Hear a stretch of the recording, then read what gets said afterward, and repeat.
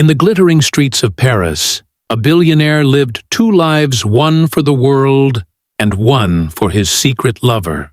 But when his loyal wife arrived unannounced, the lies began to crumble faster than he could hide them.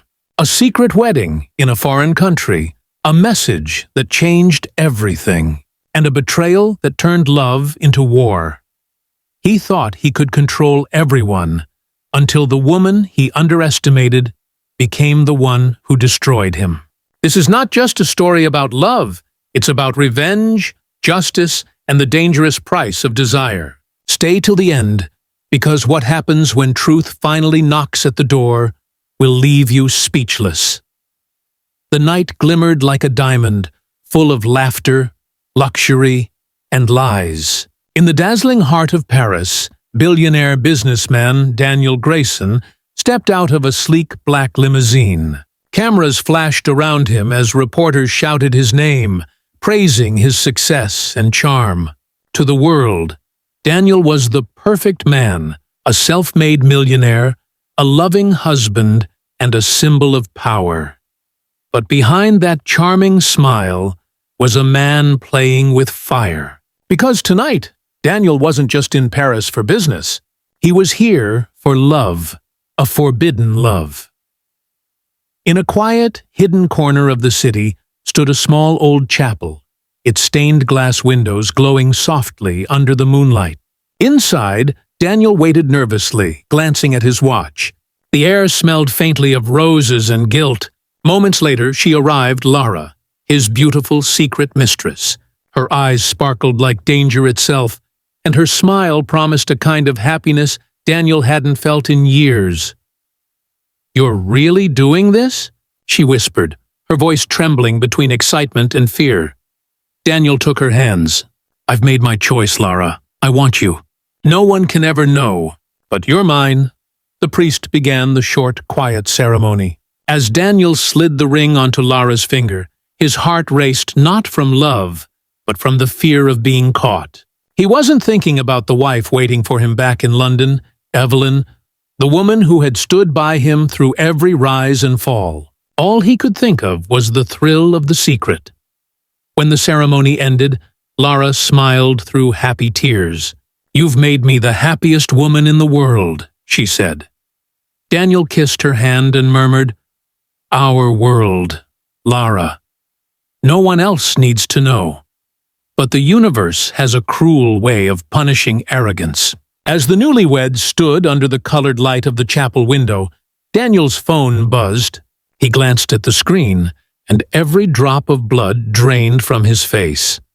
The message read, "Surprise, darling. I just landed in Paris. Can't wait to see you. Evelyn." His hands trembled. His lips went dry. The wife he thought was thousands of miles away was now in the same city, and fate had just declared war on his secret. Daniel's heart stopped. The phone slipped from his hand, landing on the chapel floor with a faint echo that seemed louder than thunder. Evelyn, in Paris. The one person he couldn't afford to meet here, not now, not tonight, was suddenly breathing the same air. Who was that? Lara asked softly, noticing the color drain from his face. He forced a smile. Just a business message. But inside, his thoughts were screaming. Every secret trip, every lie he had told Evelyn over the past few months, all of it flashed before his eyes. He had told her he was attending a high-profile investment summit. He'd even sent her fake meeting schedules. He thought he was clever, but Evelyn was smarter than he ever realized. While Daniel was busy building castles of deceit, Evelyn had been quietly watching him. She had felt the distance in his voice, the unfamiliar perfume on his jacket, the long business calls that ended when she walked into the room. She knew. She just needed proof. And now, here she was, following the invisible trail of her husband's betrayal, every step guided by her instincts, and a private investigator she had secretly hired. Meanwhile, Daniel grabbed Lara's hand. "You need to go back to the villa now," he whispered. "Stay there and don't leave until I tell you." "But Daniel, what's happening?" she asked, her voice shaking. "Please, just do as I say." "I'll fix this." He rushed out of the chapel, his heart pounding as he called his driver. He needed to think, and fast. But Evelyn was already one step ahead. She had checked into the same hotel Daniel was staying at. She had even asked the receptionist, "Has Mr. Greyson arrived?" pretending to be his assistant. Then fate decided to twist the knife deeper. As her taxi drove through the streets of Paris, searching for Daniel's hotel, it took a wrong turn right past a luxurious villa. And there, standing on the balcony, still wearing her white dress, was Lara, glowing like a bride under the moonlight. Evelyn's eyes narrowed. She whispered to herself, "So this is your business trip, Daniel." Her anger turned cold. Not fiery, not loud, but icy. The kind that plans, waits, and strikes only once, when it hurts the most. Evelyn Greyson had always believed that silence was the most powerful weapon a woman could use, and tonight, her silence screamed louder than any word could. She sat alone in her Paris hotel suite, staring at the photo she had taken of the mysterious woman in the white dress. She zoomed in on the image, her pulse steady. The face, the eyes, the ring. Every detail told the story she already suspected. With a calm she didn't feel, Evelyn dialed her private investigator. "Find out who she is," she said. "I want everything: name, background, connection to Daniel." An hour later, her phone buzzed. The message came with 3 photos and a single line that shattered any last hope she had.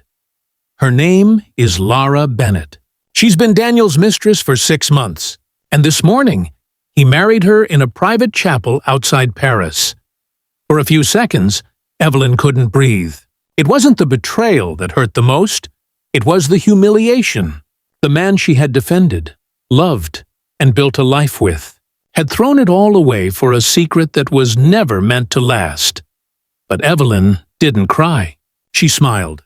A small, sharp smile that could cut glass. "You want to play games, Daniel?" she whispered. "Let's see who wins." The next evening, Daniel heard a soft knock at his hotel door.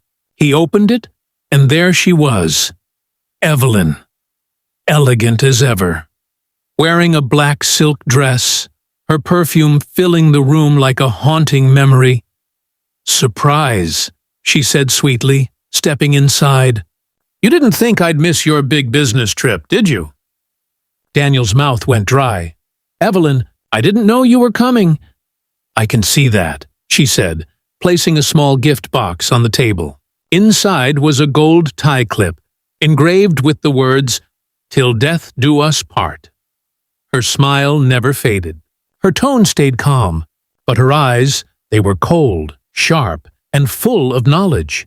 Daniel realized then she knew everything, and from that moment on, his carefully built world began to crack, not from scandal or guilt, but from the quiet wrath of a woman who had finally decided to fight back.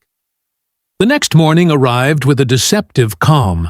The sun glittered over the river Seine, painting the city golden, but for Daniel Greyson, every ray of light felt like exposure. Evelyn had invited him for breakfast on the hotel's private terrace. Everything looked perfect: white tablecloth, silver cutlery, and a vase of roses. But Daniel knew that beauty often hides danger. "Sleep well?" Evelyn asked with that calm, icy smile. "As well as I could," he muttered, trying to act normal. "That's good," she replied softly, "because you'll need your energy." Before he could respond, she took out her phone and placed it on the table. The screen lit up a marriage certificate written in French. His name, Lara's name, the date, the location. Daniel's face went pale. "Evelyn, I can explain." "No!" she interrupted sharply, her tone still controlled. "You can't explain marrying another woman while still being my husband." His voice trembled. "Please, it wasn't supposed to be like this. I didn't mean." She leaned forward, eyes blazing. "You didn't mean to get caught, Daniel." "That's what you didn't mean." And then, the moment neither of them expected, the elevator doors behind them slid open, and Lara stepped out, smiling innocently. "Danny, I thought we were meeting. And her voice froze as her eyes met Evelyn's. Time stopped. The silence was thick enough to drown in.